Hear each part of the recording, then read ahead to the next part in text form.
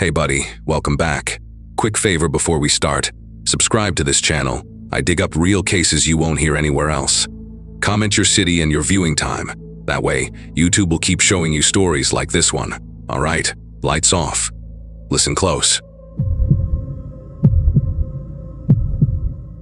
About 6 months ago, at 34, I finally saved enough to buy my first place, a small, ranch-style house on Willow Drive in a quiet neighborhood outside Columbus, Ohio.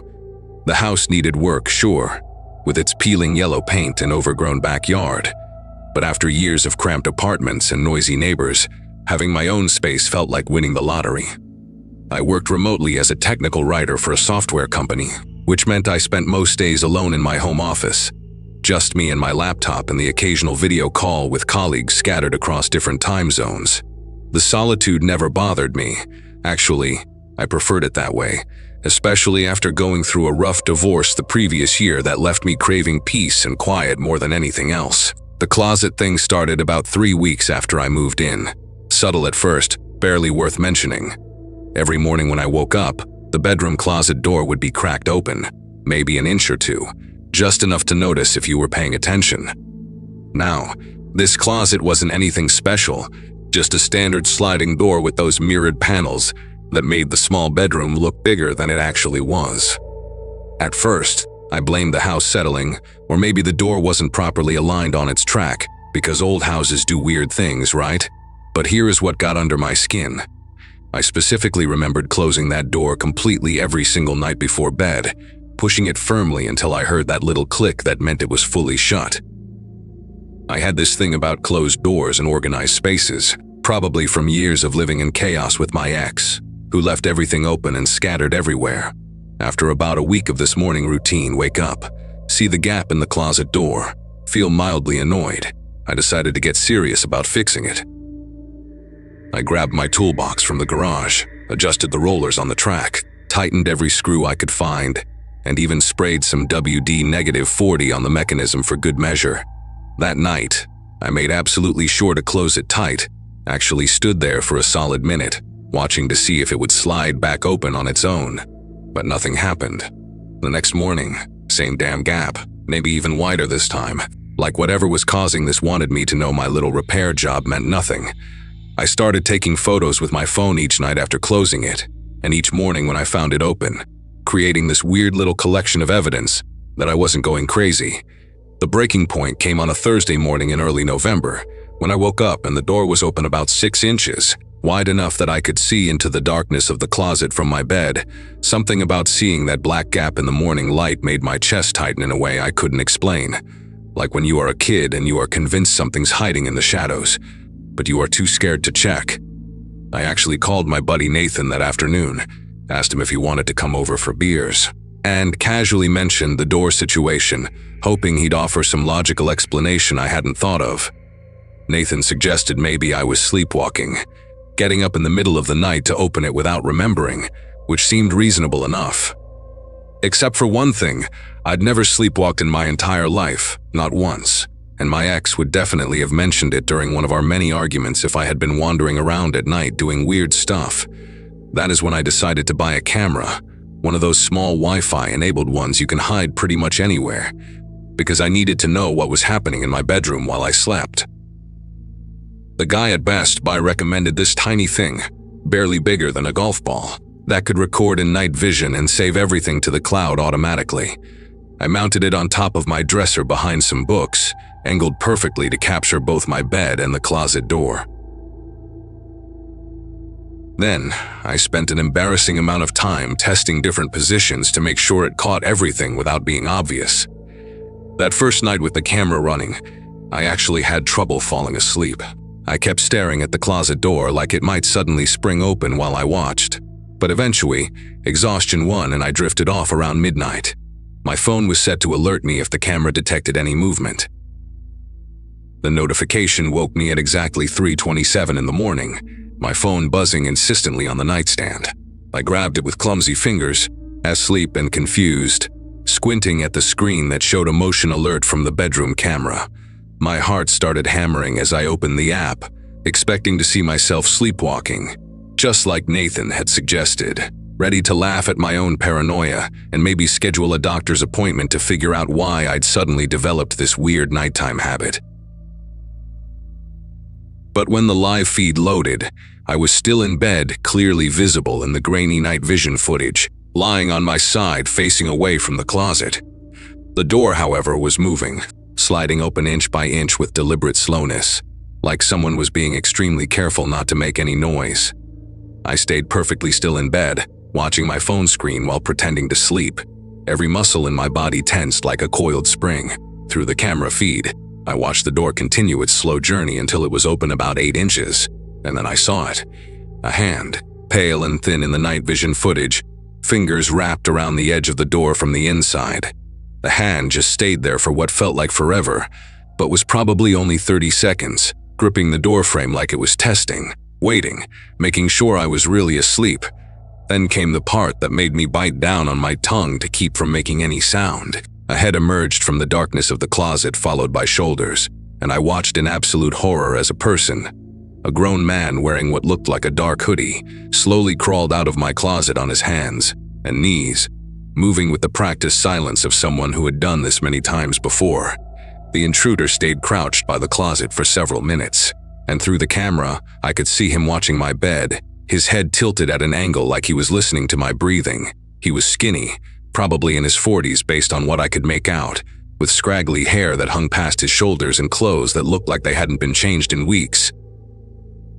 Then he started moving around my room with disturbing familiarity, opening my dresser drawers just enough to peer inside, picking up items from my nightstand and examining them before placing them back exactly where they belonged. He went through my dirty laundry basket in the corner, actually lifted one of my worn shirts to his face, and I had to suppress the urge to jump up and confront him right then. But fear kept me frozen in place, unsure if he might have a weapon or what he'd do if cornered. After about 20 minutes of this nightmare, the man crawled back toward the closet, his movements just as careful and calculated as before. I watched him slide backward into that dark space, pulling the door most of the way closed behind him, leaving it open just those familiar few inches that I'd been waking up to every morning. The realization hit me like ice water. This man had been living in my closet, coming out every night while I slept, going through my things, watching me, and who knows what else. My closet was deeper than standard. I remembered from the house tour something about it extending under the stairs with that weird, angular space in the back where I'd shoved some old boxes when I moved in. There was enough room back there for someone to hide, especially someone thin and flexible enough to contort themselves into that corner behind my hanging clothes and storage containers. I lay there until sunrise, unable to move, unable to think clearly, just watching that closet door through both my own eyes and the camera feed on my phone. When morning light finally crept through the windows, I carefully got out of bed, grabbed my car keys and wallet from the dresser, and walked straight out of the house in my pajamas and bare feet. I sat in my car in the driveway and called 911, told them everything while watching the front door of my house to make sure he didn't try to leave. The cops arrived within 10 minutes, 3 patrol cars with lights flashing, and I gave them my house keys and told them exactly where to look. They went in with guns drawn, shouting commands, and about 5 minutes later they walked out with the man in handcuffs, his head down, not resisting at all, just shuffling along like he was disappointed his secret had been discovered. The detective who took my statement later told me the guy's name was Leonard Briggs, a 51-year-old with a history of breaking and entering, trespassing, and voyeurism charges going back 15 years. He'd been living in my closet for almost 2 weeks, surviving on food he'd steal from my kitchen during his nightly excursions. Apparently, he'd been very careful to only take things I wouldn't notice. A handful of crackers here, a bit of lunch meat there, sips from different bottles so the levels wouldn't drop noticeably.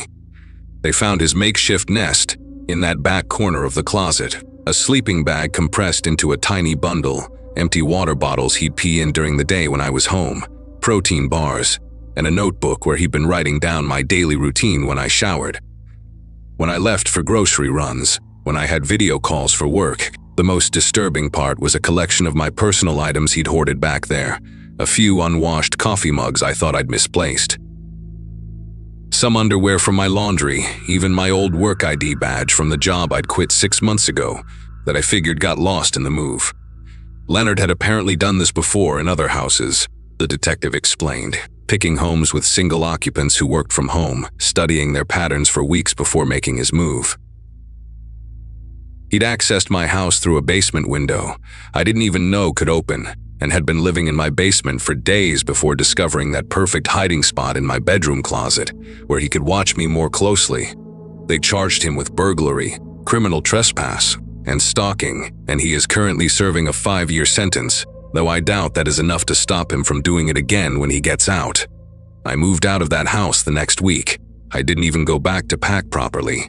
I just hired movers to grab everything while I waited outside. Now, I live in a studio apartment with no closets at all, just open wardrobes and transparent storage shelves, and I sleep with every light on because I need to see every corner of my space at all times. Need to know that I am truly alone when I close my eyes at night.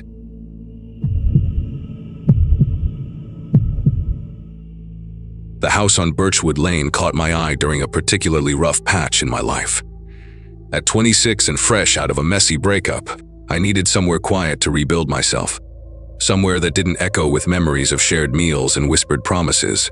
The realtor, a chatty woman named Gloria with hair the color of expired honey, mentioned the place had been empty for 8 months. She kept adjusting her oversized glasses while explaining how the previous tenants had broken their lease early. Something about a job transfer to Seattle. The rent was surprisingly affordable for a 2-story house, with original hardwood floors and a sprawling backyard that backed up to a wooded area. I signed the lease that same afternoon, ignoring the musty smell that seemed to seep from the walls and Gloria's nervous habit of checking her phone every few minutes. Moving in took me 3 days in early September, hauling boxes up those creaky stairs until my legs burned and my back screamed for mercy. The master bedroom had this beautiful bay window that overlooked the backyard, though the view was partially blocked by an enormous oak tree, whose branches scraped against the glass whenever the wind picked up. I remember unpacking my kitchen stuff first, carefully arranging my grandmother's vintage plates in the cabinets, and hanging my collection of mismatched coffee mugs on the little wooden rack near the stove. That first week felt like playing house, like I was pretending to be a real adult with a real life instead of someone whose entire world had crumbled just 2 months earlier. The neighbors seemed friendly enough. The Johnsons next door had twin boys who rode their bikes up and down the street every evening, and old Mr. Garrett across the way would wave from his porch, where he sat smoking his pipe and reading newspapers until sunset. The first sign that something wasn't right came about 2 weeks after I'd settled in. I'd bought a whole rotisserie chicken from the grocery store on my way home from work. I was an administrative assistant at a medical clinic downtown. Nothing glamorous, but it paid the bills. I distinctly remember putting half of it in a Tupperware container for lunch the next day. Even wrote Tuesday lunch on a sticky note and slapped it on top. But when I opened the fridge the next morning, bleary-eyed and desperate for coffee, the container was there but completely empty, just a few grease stains on the bottom. I stood there in my pajamas, holding that empty container like it was some kind of puzzle piece that didn't fit. My first thought was that maybe I'd eaten it and forgotten. Maybe I'd had one of those midnight snacking sessions where you barely remember getting out of bed. But the chicken bones weren't in the trash, and I checked everywhere, even the bathroom wastebasket, which made 0 sense, but my brain was grasping at straws. Then came the yogurt incident 3 days later. I'd splurged on this fancy Greek yogurt with honey and almonds, the expensive stuff in the glass jars that made me feel sophisticated. I bought 6 jars on Monday, ate 1 that night while watching reality television and judging people's life choices. Tuesday morning, only 3 jars left, not empty this time, just gone, vanished like they'd never existed. The refrigerator light flickered when I stood there counting and recounting, as if it was mocking my confusion. I actually called my sister Katie in Phoenix, talking to her while I paced around my kitchen, opening and closing cabinets like the yogurt might be hiding behind the cereal boxes. She suggested maybe I was stress eating without realizing it, that the breakup was affecting me more than I thought. Her voice had that careful tone people use when they think you might be losing it, all gentle and measured, like you are a spooked horse that might bolt. The lights were what really started to mess with my head. I'd wake up at random hours 2 in the morning, 4:30, sometimes right around 3, and there'd be a glow coming from downstairs. Not every night, but often enough that I started keeping a notebook on my nightstand to track it. The 15th of October, kitchen light on. The 18th of October, hallway and living room. The 20th of October, just the lamp by the couch, the one with the crooked shade I kept meaning to fix. Each time, I'd creep down those stairs armed with the baseball bat I'd found in the garage, my bare feet silent on the cold wood. The house would be empty, of course, just me and my racing heartbeat and the hum of electricity through old wiring. I'd turn everything off, double-check the lock's deadbolt chain, even the little latch on the back door that led to the laundry room, then climb back to bed where I'd lie awake, listening to the house settle, every creak and groan sounding like footsteps. I started to notice other things too, little details that made my skin prickle with unease. My shampoo bottle seemed to empty faster than it should, going from half full to nearly gone in just a few days, when typically a bottle lasted me 2 months. The laundry detergent too. I'd bought the jumbo size in early October, and by the end of the month, it was down to the last few loads. Even weirder, sometimes I'd come home to find the toilet seat up in the downstairs bathroom, which made no sense because I lived alone, and I am meticulous about putting it down, a habit drilled into me by growing up with 3 sisters. Once, I found a towel on the bathroom floor that I didn't recognize, this threadbare blue thing with a bleach stain shaped like Florida. I held it up to the light, trying to remember if maybe it came with the house, if Gloria had mentioned anything about leaving linens behind. But my memory came up blank. By the first week of December, I was barely sleeping. I'd installed one of those doorbell cameras, even though the expense made me wince, and I obsessively checked the footage every morning. Nothing, just the occasional cat slinking across the porch and leaves dancing in the wind. But the food kept disappearing. An entire loaf of bread, a jar of peanut butter I'd just opened, even a whole package of deli ham that I knew I'd put in the meat drawer. I started taking photos of my fridge and pantry before leaving for work, comparing them when I got home like I was playing some twisted version of Spot the Difference. My coworker, Janine, noticed the dark circles under my eyes and kept offering me her concealer during lunch breaks. I wanted to tell her everything. But how do you explain that your house might be eating your groceries without sounding completely unhinged? The breaking point came 2 days before Christmas. I'd taken a week off work, planning to deep clean the house and maybe paint the spare bedroom this cheerful yellow color I'd seen in a magazine. But first, I decided to be smart about it. I ordered these motion sensors online, the kind that connect to your phone and alert you whenever they detect movement. I spent an entire afternoon setting them up. 1 in the kitchen, 1 in the hallway, 2 in the living room, even 1 pointing at that back door to the laundry room. The guy at the electronics store had looked at me funny when I bought so many, probably thought I was paranoid about burglars. If only it were that simple. That first night with the sensors, I barely dozed off, my phone clutched in my hand like a lifeline. Then, at exactly 3:07 in the morning, my phone exploded with notifications. Motion detected kitchen. Motion detected hallway. Motion detected laundry room. I called the police right then and there, whispering into the phone while I locked my bedroom door and shoved my dresser against it. The dispatcher, a woman with a smoky voice who sounded like she'd heard it all, told me to stay put and keep the door locked. 2 officers arrived within 15 minutes, though it felt like hours as I sat on my bed, clutching that baseball bat and listening to every sound in the house. Officer Brennan was older, probably close to retirement, with gray stubble and eyes that looked tired even at 3 in the morning. His partner, Officer Diaz, couldn't have been much older than me and kept fidgeting with his radio while they searched the house. I watched from the top of the stairs as they went room by room, flashlights cutting through the darkness, checking closets and behind furniture. They found nothing, nobody, just an empty house with all the windows locked tight. Brennan suggested maybe it was mice or even possums that got in somehow, triggering the sensors. But I saw the look they exchanged, that universal expression of dealing with a hysterical woman who is probably imagining things. The next night, same thing. 3 in the morning, sensors going crazy.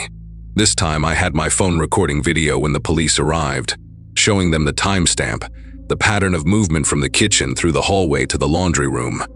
Officer Diaz seemed more interested this time and asked if I'd noticed anything missing besides food. When I mentioned the toiletries and the strange towel, he wrote it all down in his little notebook, his pen scratching against the paper in the quiet house. They searched again, more thoroughly this time. Brennan even went into the basement, a creepy, unfinished space I'd avoided since moving in, full of old pipes and concrete walls that seemed to sweat moisture. Still nothing, but Diaz pulled me aside before they left, told me to call immediately if it happened again, and gave me his direct number scribbled on the back of his business card. His hand lingered on my shoulder for just a moment, and I could see real concern in his eyes, not the dismissive look I'd gotten used to. The third night changed everything. It was Christmas Eve, and I was sitting in my living room with every light in the house blazing, drinking my fourth cup of coffee and watching the motion sensor app like it was the season finale of my favorite show. 3:02 in the morning. There it was, kitchen sensor triggered. But this time, I didn't call right away. I waited, watched the pattern, kitchen to hallway, hallway to laundry room. Then nothing for 5 minutes. Then the laundry room sensor went off again, stayed triggered for almost 30 seconds, like something was just standing there. That is when I called Diaz directly. He answered on the second ring, sounded wide awake like he'd been expecting my call, and told me he was already on his way, to lock myself in the bedroom again. But I was done hiding. I stayed at the top of the stairs, recording everything on my phone, watching as Diaz and Brennan arrived with 2 other officers this time, their flashlights creating a light show through my windows. They went straight to the laundry room this time, like they'd been thinking about it, planning their approach. I heard Diaz calling out to Brennan, his voice sharp with excitement, or maybe fear. Then more voices, urgent but controlled, the sound of furniture being moved. 20 minutes later, Diaz came up to get me, his face pale under the hallway light. They'd found it behind the washer and dryer, a hatch painted the same faded white as the walls, with hinges so well oiled they didn't make a sound. Behind it was a crawl space connected to the basement through a passage nobody knew existed, not mentioned in any of the house's documentation. Inside that space, they found a makeshift living area, a sleeping bag, canned goods, empty yogurt jars. My yogurt jars lined up neatly against the wall, water bottles, a battery, powered lantern, even a small mirror propped up on a milk crate. Whoever had been living there was gone, must have heard the sirens and escaped through the basement while the officers were coming through the front. The investigation revealed more than I wanted to know. The person had been coming and going through a broken ventilation grate in the basement that led outside, hidden behind overgrown bushes near the back of the house. They'd even fashioned a crude pulley system to move the grate from inside, explaining how they could come and go without leaving obvious traces. Detective Morrison, who took over the case after that night, found evidence suggesting someone had been using that crawl space for years, long before I moved in. There were date markings carved into the wooden beams, the oldest one from 2016. Food wrappers were stuffed into the walls, some so old they were practically fossilized. The previous tenants who broke their lease early, Morrison tracked them down in Seattle. They'd experienced the same things but convinced themselves they were going crazy, choosing to leave rather than dig deeper. Gloria, the realtor, claimed she knew nothing, but Morrison discovered she'd been giving discounts on the rent for years, cycling through tenants who rarely lasted more than 6 months. I moved out the day after Christmas. I stayed with my sister Katie until I found a studio apartment downtown, small, cramped, but entirely mine, with nowhere for anyone to hide. The police never caught whoever had been living in that crawl space. Morrison called me a few weeks later to say they'd found similar setups in 2 other rental properties in the state. Same careful construction, same pattern of coming out around 3 in the morning when people were in their deepest sleep. They think it might be the same person. Someone who'd figured out how to exist in the spaces we don't think to look. I still check my motion sensors every night, in my new place, even though there is literally nowhere anyone could hide. Sometimes at 3 in the morning I wake up for no reason, my body trained to expect those notifications. I make myself get up, check the locks, peer into my tiny closet. Everything's always fine, always empty, always safe. But I keep checking anyway because now I know that the spaces we think are ours might have room for someone else, someone patient enough to wait until we're asleep to live their parallel life in our homes.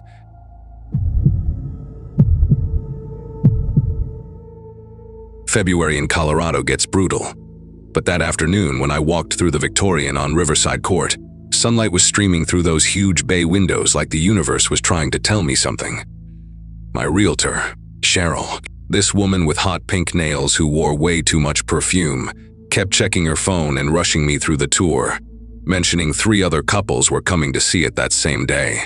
I was 31, had just finalized my divorce papers the week before, and desperately needed somewhere that didn't remind me of my ex-husband's cologne or his stupid baseball trophies. The original hardwood floors creaked under my feet as I explored each room, and that wraparound porch sealed the deal for me.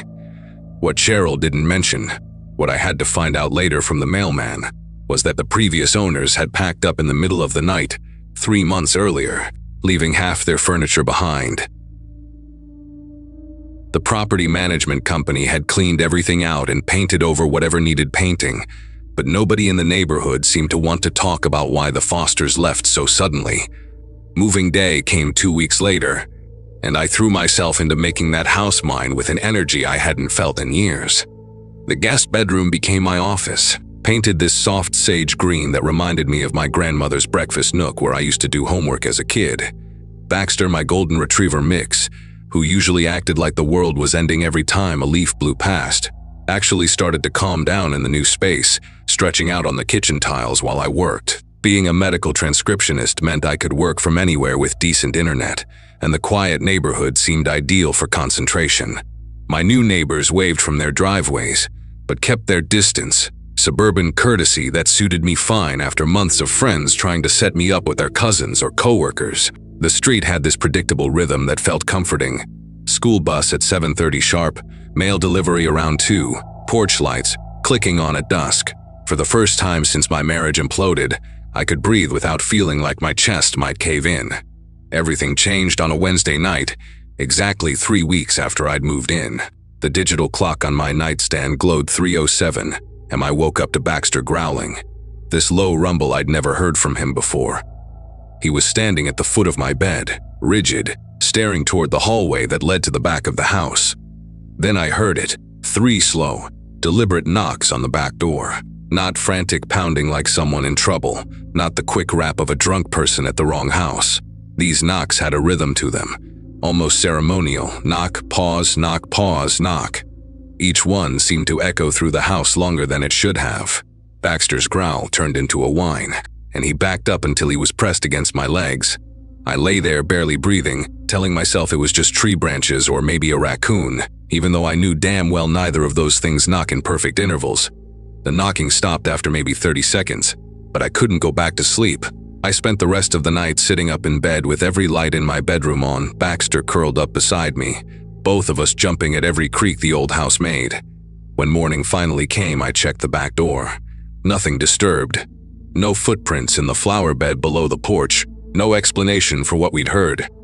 I even asked my neighbor, Howard, this retired mechanic who seemed to know everything about everyone on the street, if he'd heard anything strange during the night. He just looked at me for a long moment, then muttered something about possums getting bold this time of year before hurrying back inside. The way he avoided eye contact made my skin prickle. That night, I double-checked all the locks, left the porch lights on, and went to bed, hoping it was just a one-time thing. Some teenager playing a prank or something equally harmless.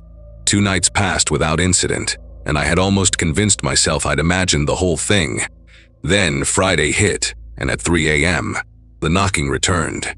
This time it started at the back door, same slow, methodical pattern, but after 3 knocks it stopped. The silence stretched out for maybe 10 seconds, and just as I was starting to relax, 3 knocks came from the side of the house, right outside the dining room window. Baxter went absolutely ballistic, barking and snarling like I'd never seen. But he wouldn't leave my bedroom, wouldn't go investigate. I grabbed my phone, fingers fumbling as I tried to dial 911. But then the knocking moved again. 3 knocks at the front door, then silence. Then 3 more knocks from the other side of the house, near the kitchen. Whatever was out there was circling my house, knocking at different points like it was testing something, mapping the layout, learning the space. The pattern continued for almost 10 minutes. Back door, east side, front door, west side, over and over before everything went quiet. I did call the police that time, my voice shaky as I tried to explain what happened without sounding completely unhinged. 2 officers showed up about 20 minutes later, did a perfunctory check around the property with their flashlights, and told me they didn't see anything suspicious. The younger one, Officer Valdez, seemed genuinely concerned and said they'd have patrol cars swing by more often. The older cop, though, kept exchanging these looks with his partner, like they knew something I didn't. Before they left, Valdez pulled me aside and asked if I'd considered getting security cameras. He said it real quiet, like he didn't want his partner to hear. The way he said it, urgent but careful, made me realize this wasn't the first time they'd been called to this street for something like this. That weekend, I drove 40 minutes to the nearest electronics store and bought 4 cameras, the best ones I could afford, determined to catch whatever sick person was doing this. Installing those cameras gave me a sense of control I hadn't felt since the knocking started. My brother-in-law, Frank, came over Sunday afternoon to help set them up. One covering the back door, one on each side of the house, and one watching the front porch. The system connected to my phone, so I could check the feeds anytime, and it would send alerts for any motion between midnight and 6 a.m. Frank, bless him, didn't ask too many questions, just made sure everything was working and showed me how to save footage to the cloud. That first night with the cameras, I actually managed to sleep a few hours, feeling like I finally had some armor against whatever was happening. Monday passed peacefully, then Tuesday, and I started to think maybe whoever it was had seen the cameras and decided to find an easier target. I should have known better. Predators don't just give up when you make things slightly harder for them. They adapt. They wait. They find new ways to get what they want. Wednesday morning, 3:09 a.m., my phone exploded with motion alerts. I grabbed it with trembling fingers, pulled up the live feed, and there he was, a man in a dark hoodie.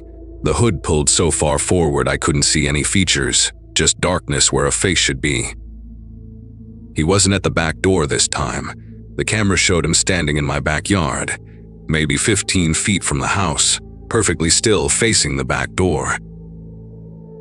He stood there for exactly 3 minutes. I know because I couldn't look away, couldn't even blink. Then he raised his right hand and knocked 3 times in the air, like he was knocking on an invisible door. The motion was slow, deliberate, exactly matching the rhythm I'd been hearing. Then he turned and walked to the east side of the house, disappearing from that camera's view. The side camera picked him up, showed him standing there, making the same knocking motion in the air. He continued this pattern, circling my house, stopping at each point where he'd knocked before but never actually approaching the doors or windows, never touching anything, just standing at a distance, going through the motions like he was rehearsing something or performing some kind of ritual. I called 911 while watching him circle my house for the 3rd time, my voice high and panicked as I tried to explain what was happening. The dispatcher kept asking if he was trying to break in, if he had any weapons visible, and I kept saying, "No, he is just standing there knocking on nothing. Please, just send someone." By the time the police arrived 12 minutes later, the longest 12 minutes of my life, he was gone, vanished between one camera angle and the next, like he knew exactly where the blind spots were. Officer Valdez showed up again, this time with a detective named Reeves, who took everything much more seriously. They reviewed all the footage on my phone, copied the files, and took down every detail I could remember. Detective Reeves kept pausing the video, trying to get any identifying features, but the hood and the darkness made it impossible. She asked me if I recognized the build, the walk, anything about him, but all I could see was that deliberate, measured way he moved, like someone who had all the time in the world and knew exactly what he was doing. Detective Reeves pulled me aside while Valdez checked the perimeter again and told me straight up that this behavior was escalating. She said the pattern, the testing, the circling, the way he never approached from the same angle twice, suggested someone who was studying my routines, learning when I was most vulnerable. She'd seen similar cases. She said, though she was careful not to give too many details. The way her jaw tightened when she talked about it told me enough. She gave me her direct number, told me to call immediately if anything else happened, and suggested I might want to stay with friends or family for a while.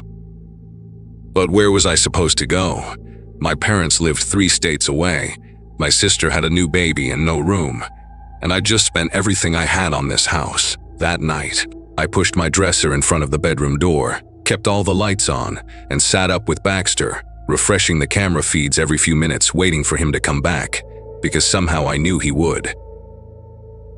People like that don't just stop, they escalate, just like the detective said. 3 nights later, he didn't come to my house. The motion alerts that woke me at 3 a.m. weren't from my cameras, they were from the app glitching, showing me static where the feeds should have been.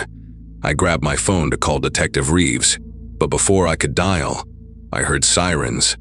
Lots of them converging somewhere close. Baxter was pacing, whining, but not at my doors or windows. He kept looking toward the front of the house, toward the street. I crept to my front window, peered through the curtains, and saw police cars, ambulances, the whole circus, 3 houses down at the Andersons' place. The elderly couple, who'd always waved when they walked their ancient beagle. My phone rang. It was Detective Reeves, and her voice was tight, professional, asking if I was okay, if my doors were locked, if I'd seen anything. She couldn't give me details, she said. But they needed my camera footage from the past week, all of it immediately. The way she said it, I knew the Andersons weren't okay. I knew that whoever had been circling my house, learning my patterns, had moved on to an easier target when I'd made myself too difficult. The guilt hit me like a physical blow.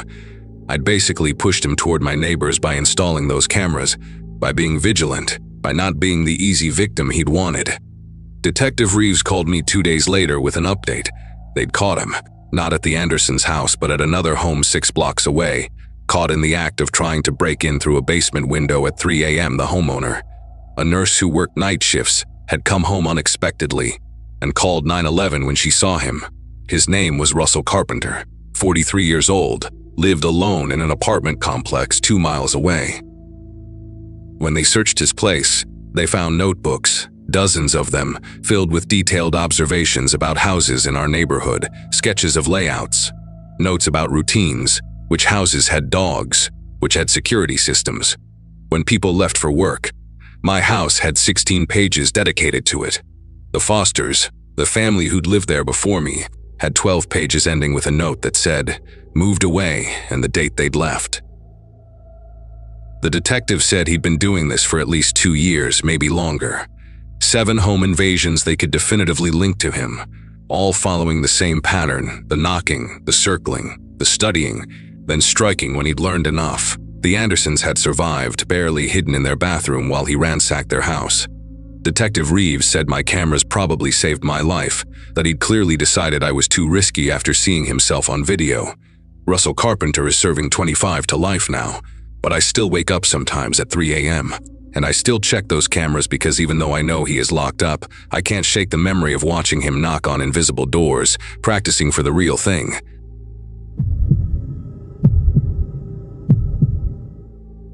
Two months ago, I finally closed on a house in Portland after my divorce papers went through.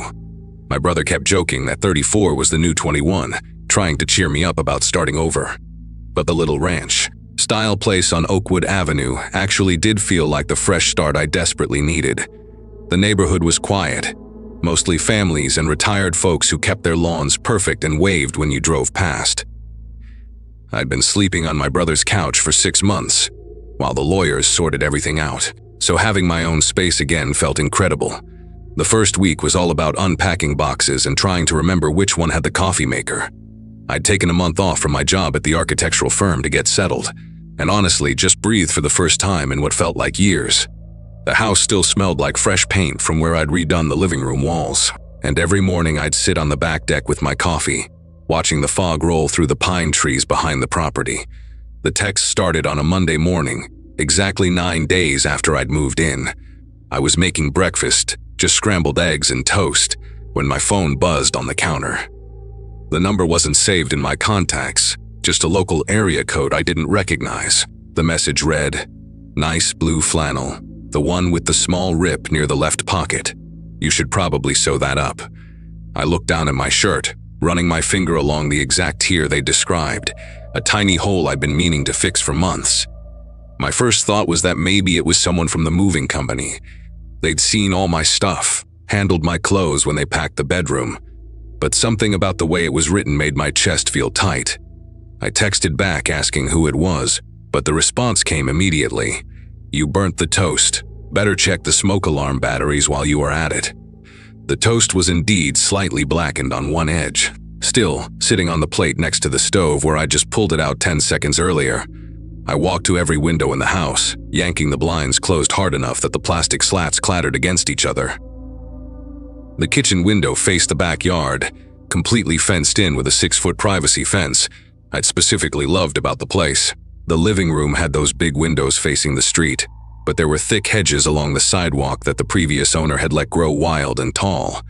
I pressed my face against the glass, trying to see through gaps in the leaves, but couldn't spot anyone out there.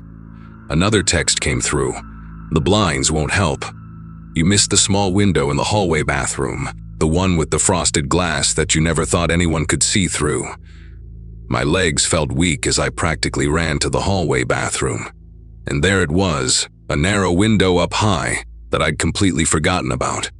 The frosted glass doing nothing to hide the basic shapes and movements inside the house. The rational part of my brain kept trying to find explanations while I stood on the toilet lid, struggling with the old paint-sealed window lock. Maybe it was the previous owner playing some sick prank or neighborhood kids with too much time on their hands. But kids wouldn't know about the shirt, wouldn't know these details. My phone buzzed again. "Your ex-wife had the same panicked look when she found those emails on your laptop.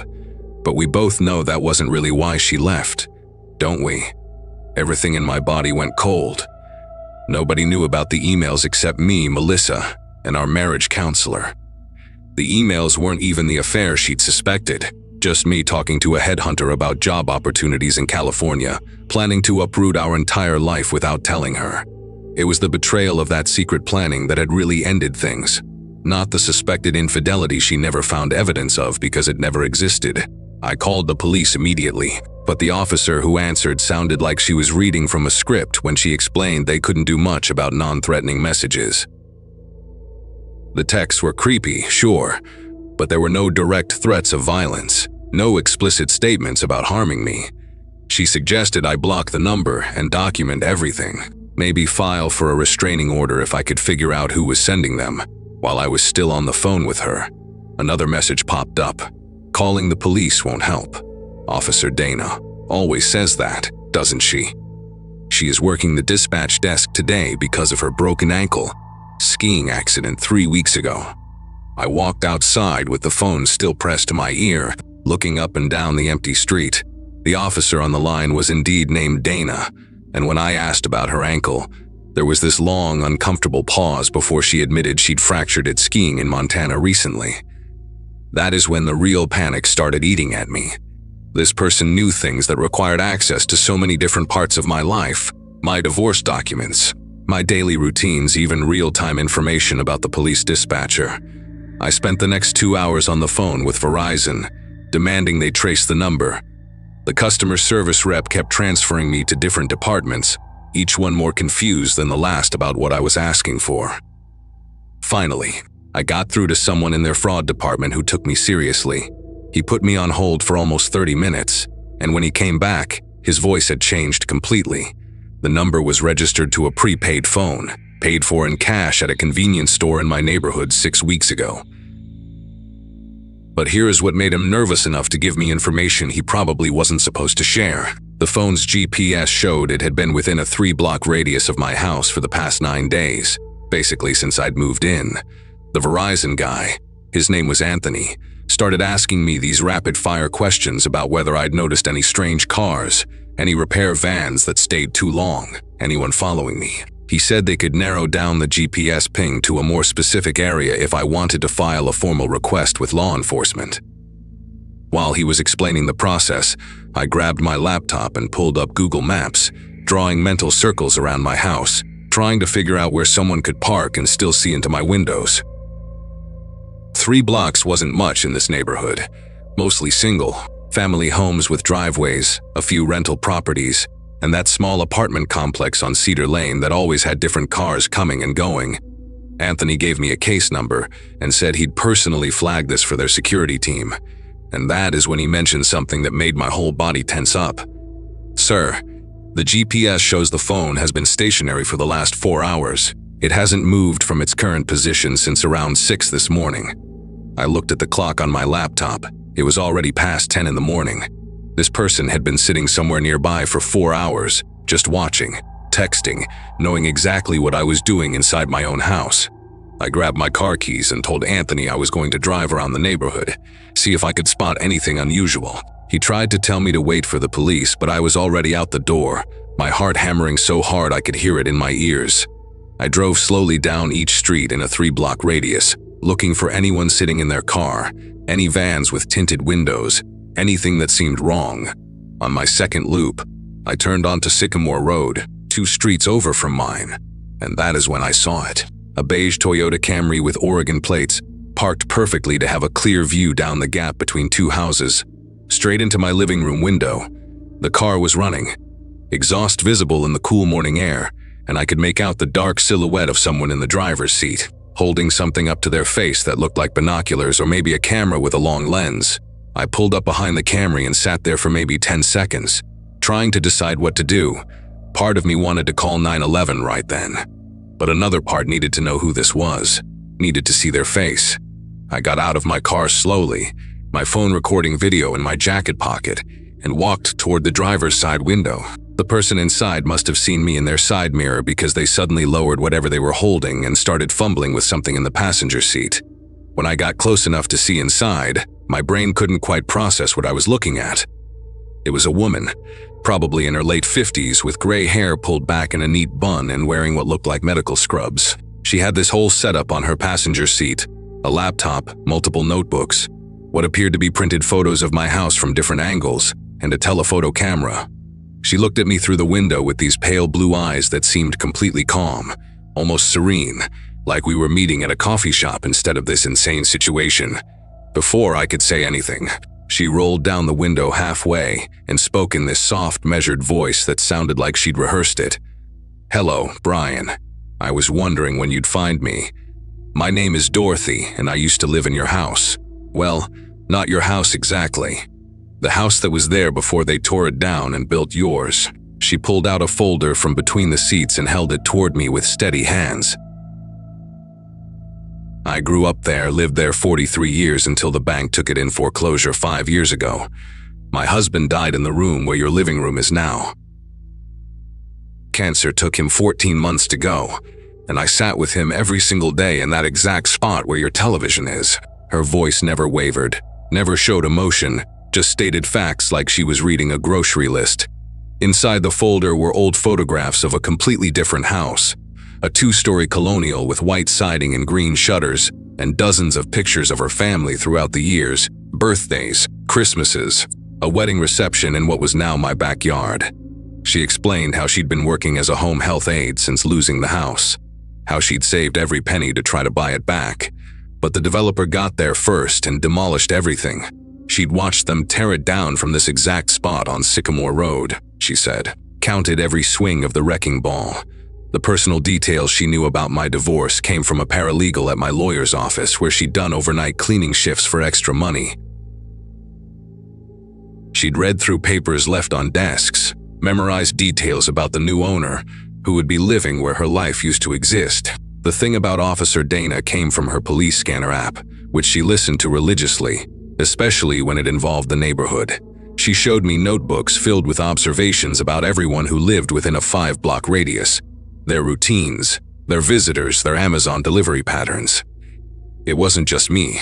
She had files on all the neighbors. But I was special because I was living in her space, sleeping where her children had slept, cooking where she'd made 43 years of dinners.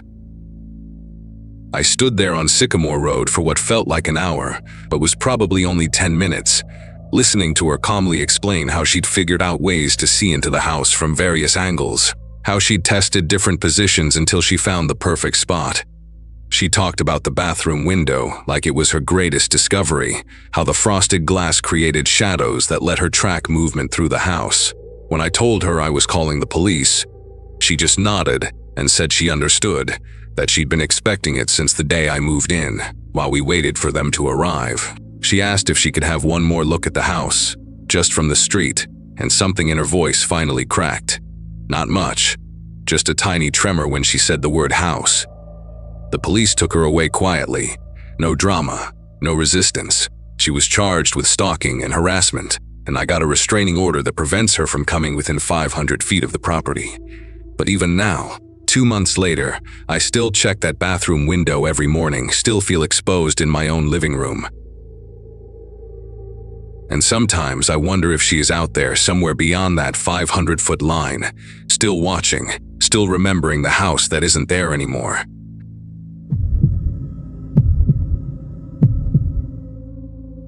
The divorce papers were still warm from the printer when I found the listing online, scrolling through real estate sites at 2 in the morning with a glass of whiskey that had gone watery from neglect. My 37th birthday was coming up in a week, and here I was, starting from scratch after 15 years of marriage. The house caught my eye immediately, not because it was beautiful, but because it was absurdly cheap. A 3-bedroom colonial in Riverside Heights for barely $120,000. With recently remodeled, stamped across the listing like a promise. The photo showed fresh paint, new fixtures, even granite countertops in the kitchen.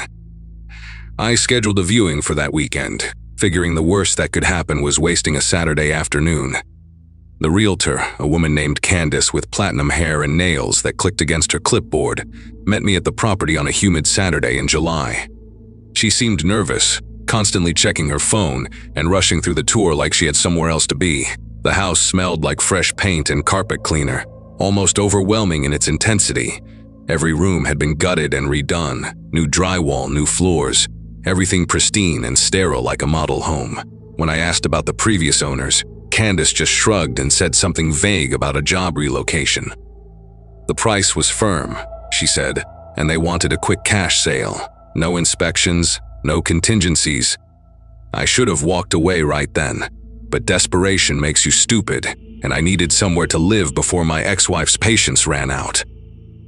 I moved in 3 weeks later with nothing but boxes and regret. The first few months were actually peaceful. The neighbors kept to themselves. The house stayed cool despite the August heat, and I started to think maybe I'd gotten lucky for once.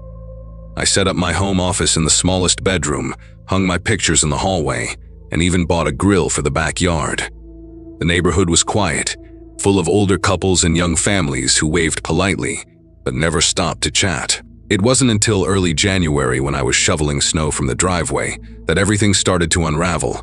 An elderly man from across the street, Walter something, shuffled over with his own shovel and started helping without asking. We worked in silence for a while before he mentioned, almost casually, how nice it was to see someone finally living in the house again after what happened to the Millers. The Millers? I stopped shoveling and asked him what he meant, playing dumb even though my chest had gone tight. Walter leaned on his shovel, his breath coming out in white puffs, and told me how the Miller family, a couple in their 40s with 2 teenage kids, had lived there for 8 years before vanishing one weekend the previous March. No moving trucks, no goodbye parties, just gone between a Friday night and a Monday morning. Their cars were still in the driveway for weeks until someone finally towed them away. Mail piled up until the post office stopped delivering. Walter said he'd called the police after 2 weeks, worried something had happened, but they just said the family had relocated and the house was being sold. The weird thing, he said while scraping ice from his shovel blade, was that nobody ever saw the house go on the market. One day there were contractors gutting the place, and a month later, I was moving in. That conversation haunted me for days. I tried calling Candace, but her number was disconnected. The real estate company she supposedly worked for had no record of her when I called their main office. My stomach churned as I pulled out my closing documents, spreading them across the kitchen table under the harsh overhead light. Everything looked legitimate at first glance: signatures, notary seals, official letterheads. But when I started making calls to verify, nothing checked out. The notary license number didn't exist. The title company had no record of my transaction. The attorney listed on the papers had been disbarred 3 years ago. Even the bank account I'd wired my money to was registered to a shell company that dissolved the day after my payment cleared. I spent the next week diving deep into property records at the county courthouse, telling my boss I had the flu while I sat in that fluorescent-lit basement, surrounded by dusty filing cabinets and ancient computers. The chain of ownership from my address was a maze of false leads and dead ends. According to official records, the Millers still owned the house, There was no transfer deed, no sale documentation, nothing. But when I dug deeper, even their ownership became questionable. The deed from when they bought the house in 2014 referenced a previous owner who, according to death certificates, had been dead for 6 years at the time of sale. Every document led to another impossibility, another person who didn't exist or couldn't have signed what they supposedly signed. The recorder's office clerk, a thin man with thick glasses who'd been working there for 20 years, pulled me aside one afternoon and whispered that he'd seen this pattern before, always with houses where families had vanished, always in different counties, but the paperwork followed the same template. The revelation that hit me hardest came when I found a cached version of an old real estate listing from 2008. The photo showed my house, but the interior was different. Not just furniture and decorations, but the actual layout, rooms that didn't exist anymore, a basement entrance where my pantry now stood, windows in places where I had solid walls. I printed everything and drove home in a daze, parking in my driveway as the sun set behind the identical suburban roofs. Inside, I walked through each room with the old photos in my hand, trying to match what I was seeing with what had been. That is when I noticed it. The dimensions were wrong. The house was smaller now, maybe by a third. Where had all that space gone? I grabbed a measuring tape and started checking walls, finding spots where the drywall sounded hollow in places that should have been exterior walls, places where the house should have ended but didn't. I became obsessed with the walls. Every night after work, I'd tap along them with my knuckles, listening for changes in sound, marking hollow spots with a pencil. The master bedroom's east wall was the worst. It ran 15 feet longer than it should have, according to the original blueprints I'd found. But from the outside, the house looked normal. The math didn't work. I told myself I was losing it, that stress and paranoia were making me imagine things. But then I started hearing them, muffled sounds from behind the walls at night. Not mice or settling wood, but deliberate sounds, footsteps, breathing. Once I swear I heard someone crying, but it was so faint I couldn't tell if it was a child or an adult. I'd press my ear against the drywall and hold my breath, trying to pinpoint the source. But the sounds would stop the moment I got close, like whoever was there could sense me listening. 3 weeks into my investigation, I couldn't take it anymore. At 2 in the morning on a Wednesday, armed with a hammer and a flashlight, I went to the master bedroom's impossible wall. The first hit cracked the drywall. The second punched through, and a smell hit me, stale air mixed with something organic, like a closed room where someone had been living for too long. I pulled away chunks of drywall, my heart hammering against my ribs. Behind it was another layer of wall, older with faded wallpaper showing tiny yellow roses. I kept going, demolishing a section about 2 feet wide, until I found it.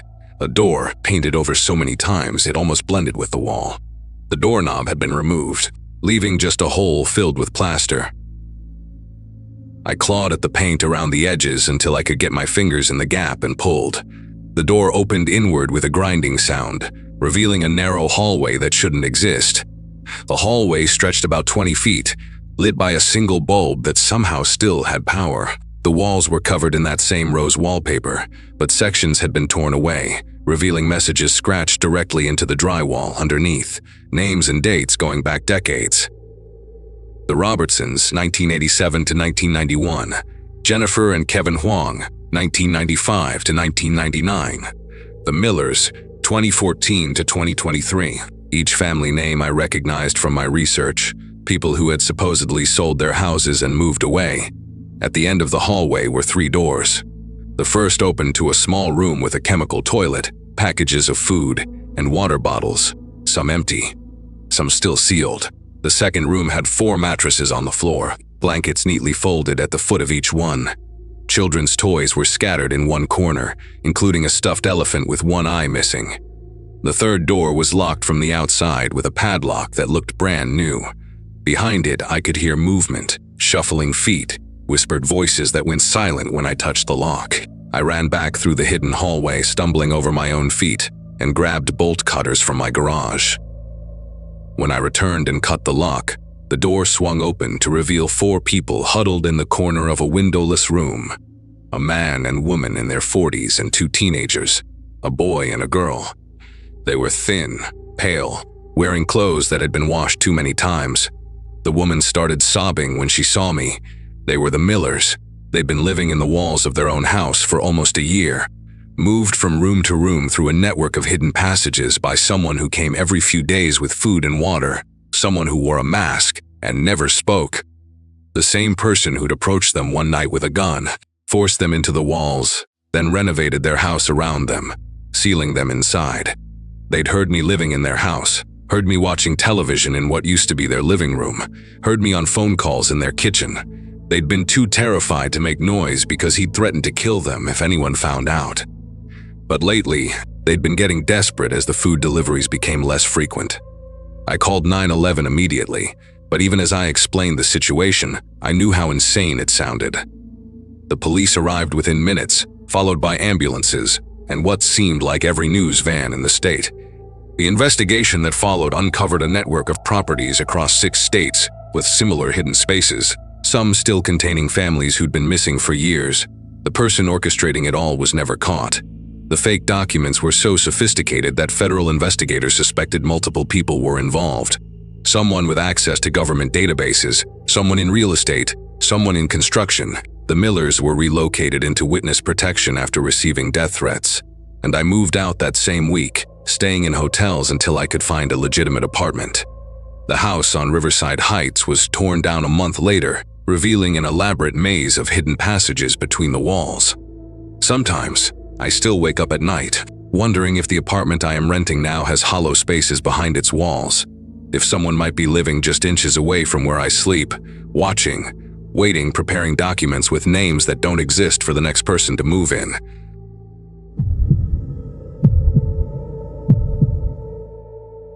The lease paperwork showed my birthday clear as day, April 1989, which meant I'd turned 34 just weeks before signing.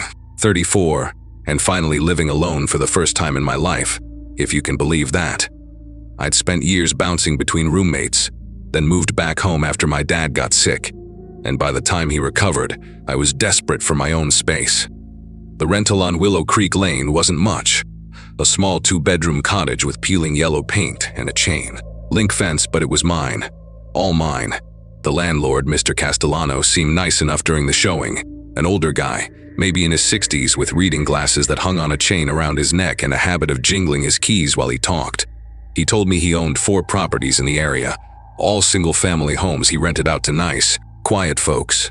I signed the lease that same afternoon, handed over first and last month's rent, and got my keys on a worn brass ring with a little blue tag that said Unit C, even though there was no Unit A or B anywhere in sight.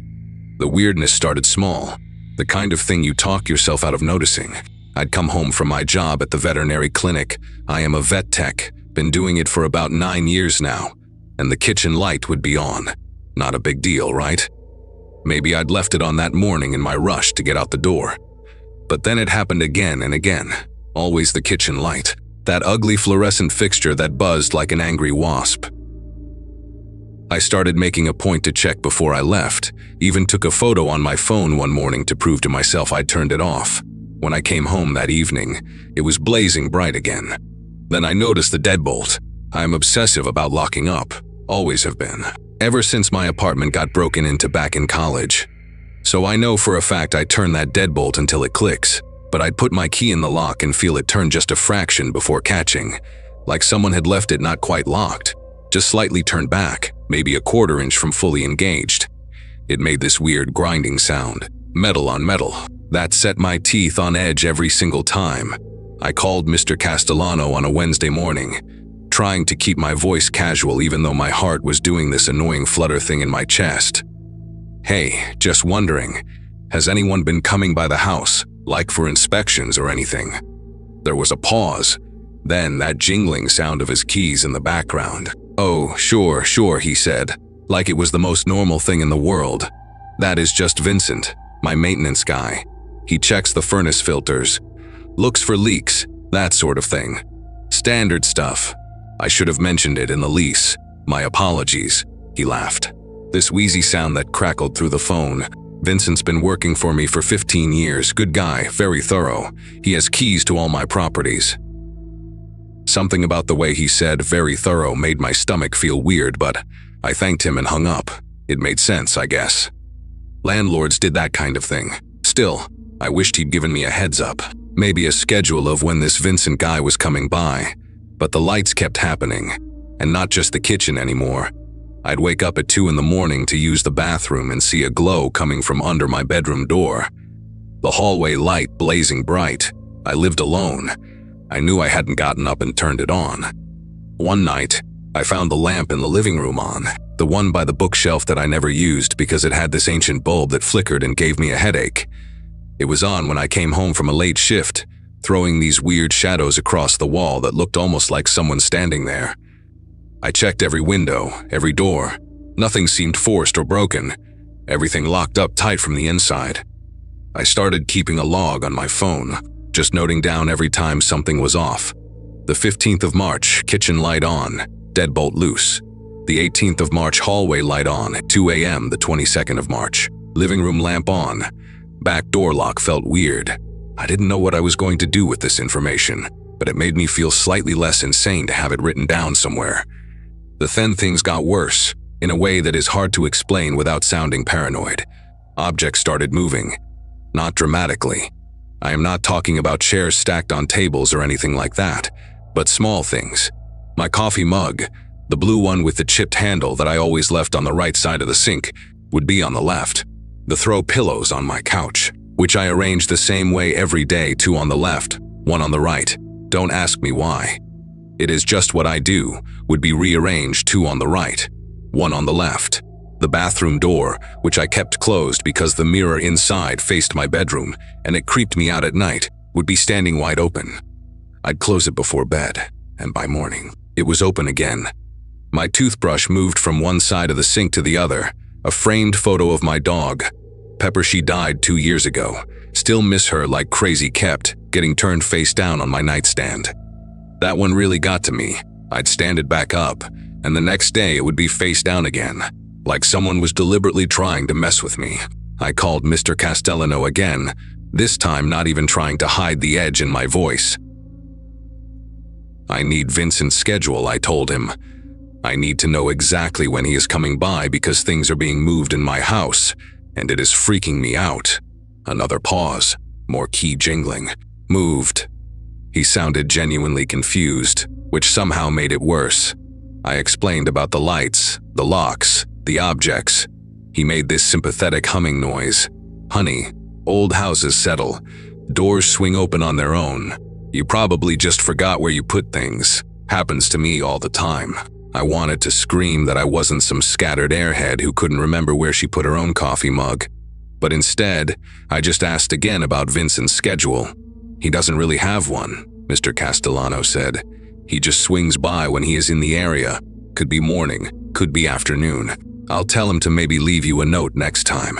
How is that? It wasn't what I wanted to hear, but I didn't know what else to say, so I just agreed and hung up. That night, I barely slept.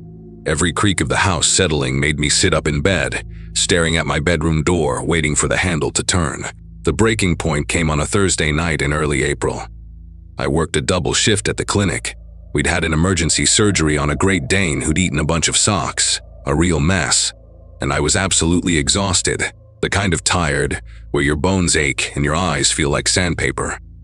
I came home around 11, threw my scrubs in the hamper, took the quickest shower of my life, and fell into bed without even checking my phone.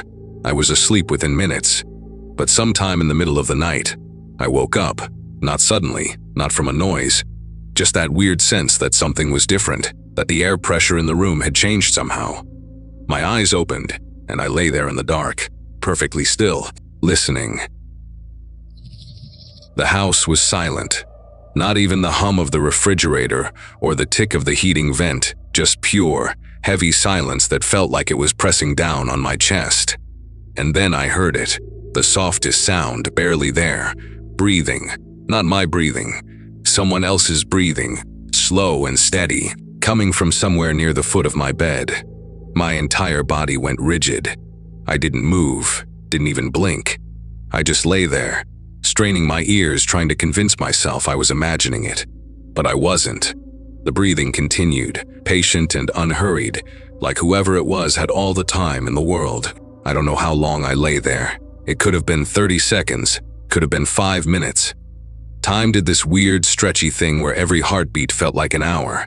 The breathing eventually stopped, and I heard the faintest whisper of movement, like fabric brushing against fabric. Footsteps so quiet I almost missed them, moving away from my bed toward the door. The click of my bedroom door closing, so gentle it barely made a sound. Then nothing. I waited another 10 minutes before I dared to move, my heart slamming against my ribs so hard I thought I might pass out. When I finally reached over and turned on my bedside lamp, my hands were trembling so badly I almost knocked it over. The room was empty, the door closed, everything exactly as it should be.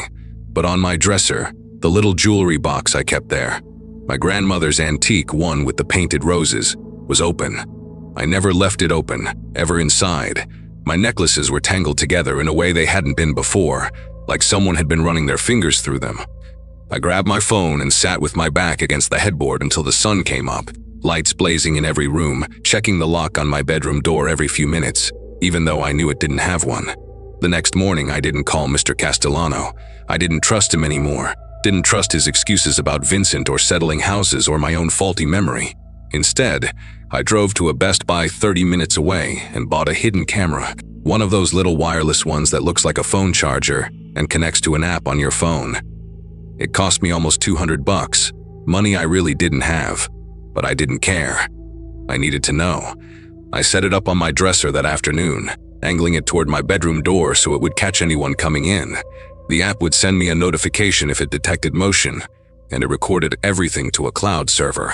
I tested it a few times, walking in and out of frame, watching the footage on my phone. Perfect, crystal clear, even in low light. That night, I went through my normal routine: dinner, shower, double-checked every lock in the house. But instead of going to bed, I took 2 Benadryl to knock myself out, making myself unconscious when I was scared someone might come in. But I needed them to think everything was normal. I needed them to show up, and I needed proof. The notification woke me up at 1 and my phone buzzed on the nightstand, the screen lighting up with the alert, motion detected in bedroom. My pulse started racing immediately, that horrible adrenaline dump that makes your whole body feel electric. I opened the app with shaking fingers, okay. My hands were shaking, I'll admit that, and watched the live feed. The angle showed my bedroom door, and as I watched, the handle turned slowly, carefully, like someone was trying not to make noise. The door opened, and a figure stepped inside. The video quality was good enough that I could see details even in the darkness. It was a man, average height, wearing jeans and a dark jacket. But here is the thing that made my throat close up. It wasn't some stranger. It was Mr. Castellano, my landlord, the same guy who'd been telling me it was just Vincent, the maintenance man. He stood in my doorway for a few seconds, completely still, just looking into my room. Then he stepped further inside, moving with this careful precision that told me he'd done this before, many times before. He walked to the side of my bed, my side, the left side, where I was currently pretending to be asleep, and just stood there watching me. I could see him on my phone screen, this dark silhouette looming over where I lay, and I had to bite my lip to keep from making a sound. He stood there for what the timestamp later showed was 4 minutes and 37 seconds. 4.5 minutes of him just standing beside my bed, staring down at me while I pretended to sleep. At one point, he leaned down slightly, and I swear I could feel the displacement of air near my face. My eyes were squeezed shut under the blanket. My breathing measured and slow, even though my heart was trying to pound its way out of my chest. My phone screen, which I had tilted just enough to see while keeping it hidden under my pillow, showed him reach out. His hand hovered over my hair, which was spread across the pillow, and for a horrible second I thought he was going to touch me. But he pulled back, he straightened up, turned slowly, and walked to my dresser, to the jewelry box. He opened it, that same painted rose box, and I watched him sift through the necklaces, picking up a silver chain my mom had given me for my 21st birthday and holding it up to what little light came through the window. Then he put it back, closed the box, and moved to my closet. He opened the door, which I always kept closed, and just stood there looking at my clothes for another minute. The whole time his movements were casual, unhurried, like he was browsing a store, like he had every right to be there.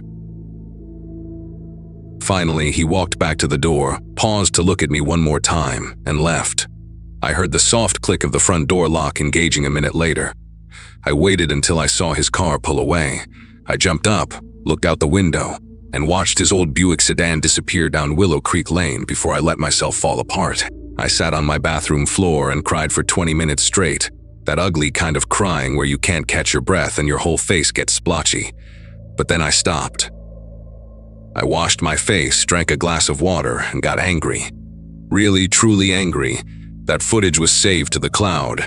I had him, clear as day, breaking into my house, hanging over me while I slept. I downloaded the video file, backed it up in 3 different places, and at 8 a.m. sharp, I walked into the police station 2 blocks from the clinic. The officer who took my report, Officer Huang, this young woman who couldn't have been more than a few years out of the academy, went pale when I showed her the footage. "Jesus Christ," she muttered, watching Mr. Castellano loom over my bed. "How many times do you think he has done this?" I showed her my log of all the lights and moved objects, going back to mid-March. "At least 20 times, I said, maybe more before I started keeping track. They arrested him that afternoon. It turned out I wasn't the first tenant to complain about weird things happening, but I was the first one with proof. When they searched his house, they found keys to all his rental properties, labeled and organized in a drawer. They also found photos, Polaroids of women sleeping, different women, different rooms, but all the same terrible violation. The prosecutor told me later there were pictures going back at least a decade.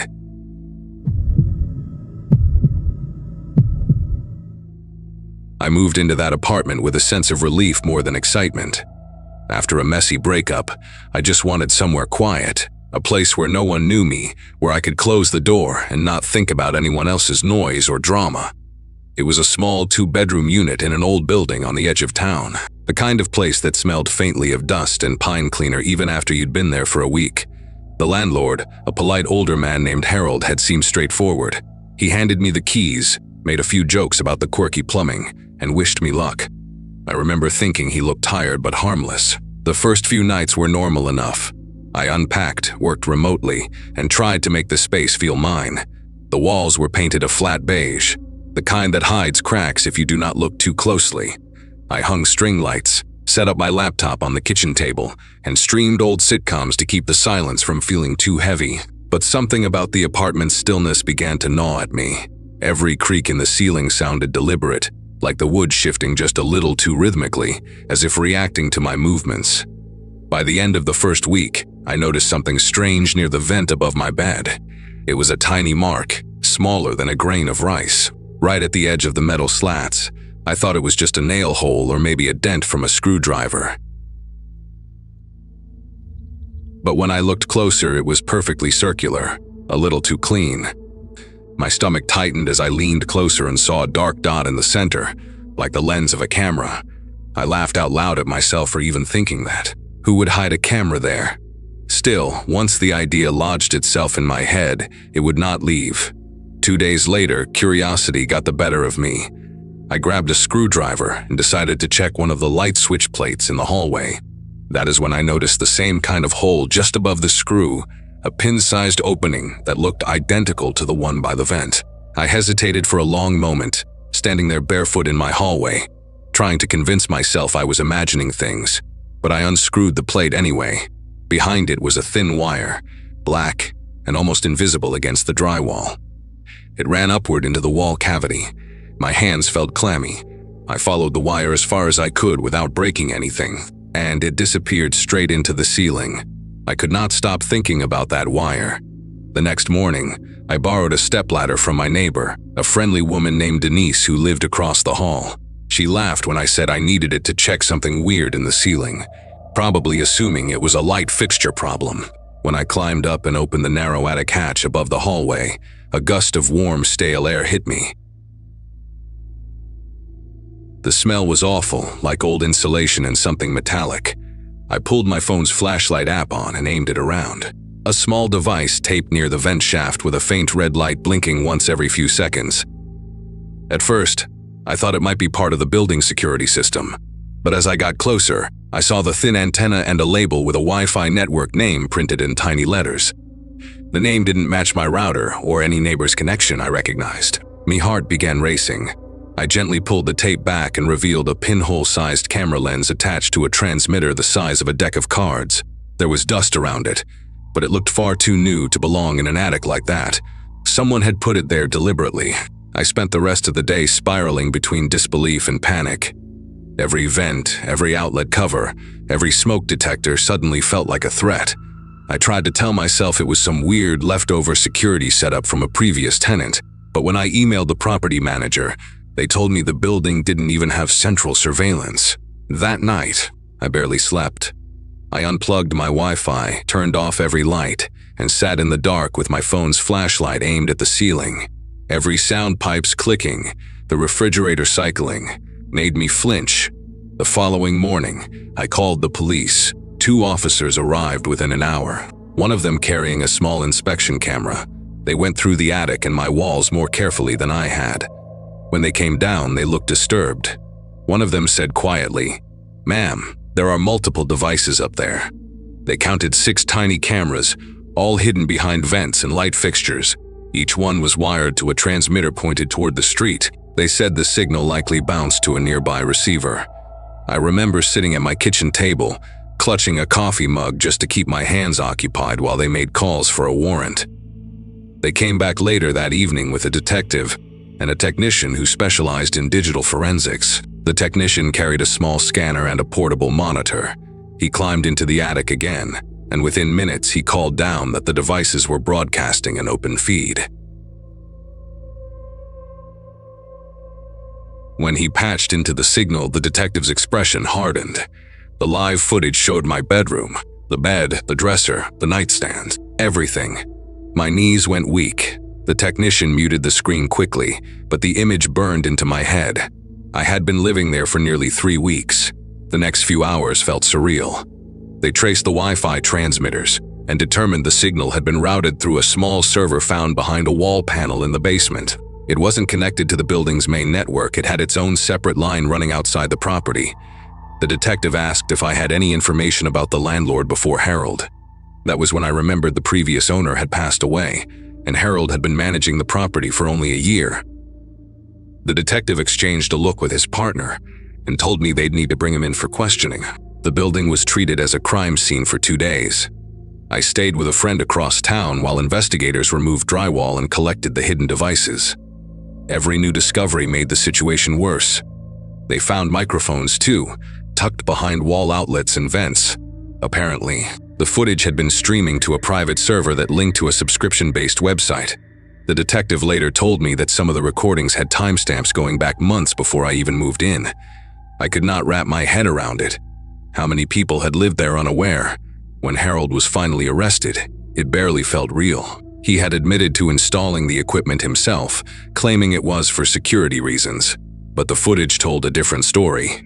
Investigators said he'd been watching tenants for entertainment and selling access to the feed online. The thought of strangers sitting somewhere, watching me sleep, watching me change clothes, made me nauseous. The apartment no longer felt like a place I had lived in. It felt like a set, a stage. Every moment of privacy had been a lie. I eventually had to go back to pack my things. Even though the police had already cleared the place, I could not bring myself to be alone inside. Every time I stepped through the door, it felt like eyes were still hidden somewhere behind the walls. I remember moving in silence, stuffing clothes into boxes as quickly as possible. Even the mirror in the bathroom made my skin crawl. When I finally locked the door for the last time, it was like shutting a chapter I wanted to erase but never could. The detective called me a few weeks later to update me. They had traced the streams to several online forums where Harold had uploaded live feeds under fake usernames. Some of the viewers had even paid him through cryptocurrency. He faced multiple charges, including invasion of privacy and illegal surveillance. Hearing that gave me a strange mix of anger and vindication. It was horrifying, but at least it meant someone was finally being held accountable. I still check my ceiling vents in every new place I live.